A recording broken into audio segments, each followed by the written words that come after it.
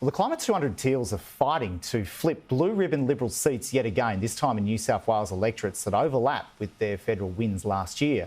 A repeat teal triumph would almost certainly see the Liberals lose government.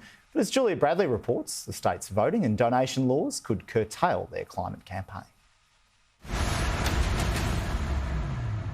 Let's dig deep and get behind them and get this done. Inside Climate 200's fundraising forum, seeking support for Liberal seats to turn teal. Support from Climate 200 is doing great things. Some donations have been streaming in this evening. Despite the Liberals' ambitious climate policies, including a 70% emissions reduction target and the World Wildlife Fund's endorsement, Climate 200 is targeting Liberal electorates exclusively, including Blue Ribbon, Lane Cove and North Shore. We don't have good representation. We want to engage people back into the political process. Victoria Davidson was part of Kylie Tink's team that won North Sydney 10 months ago federally, making the overlapping state seats of Lane Cove and North Shore top teal targets. If you keep approving coal and gas projects, you're just not going to meet those targets. Her opponent, Planning Minister Anthony Roberts, has held Lane Cove for 2 decades. We've got a great track record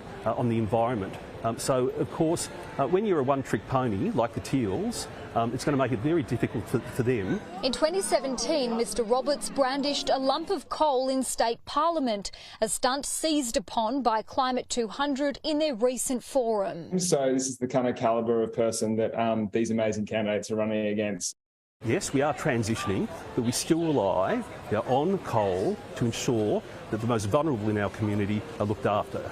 Voters in Lane Cove have told Sky News their biggest concerns are cost of utility bills at the moment, traffic, cost of living. Is there appetite for a teal independent in Lane Cove? Yeah, maybe. Bordering Lane Cove is the North Shore seat. We represent Helen Conway, who is your community independent. It's another top teal target. We've seen very public spats, if I can describe it that way, about land clearing and about koalas. We are in a generation that is looking to transition our economy away from fossil fuel reliance. But while integrity and climate connected with voters federally for Kylie Tink, at a state level it appears the issues are more local. You know, it's the parking, the traffic that's really terrible now. No Climate 200 candidates were elected at November's Victorian election, and here in seats like North Shore it'll be an even tougher task for the Teals thanks to New South Wales' optional preferential voting system. You can just have a 1 or a 1-2, for example. What that means in New South Wales is almost every time the candidate with the most primary vote wins. Now for the Teals at the federal election, they were winning from second spot in terms of primary vote, so doing that in New South Wales will be a lot harder.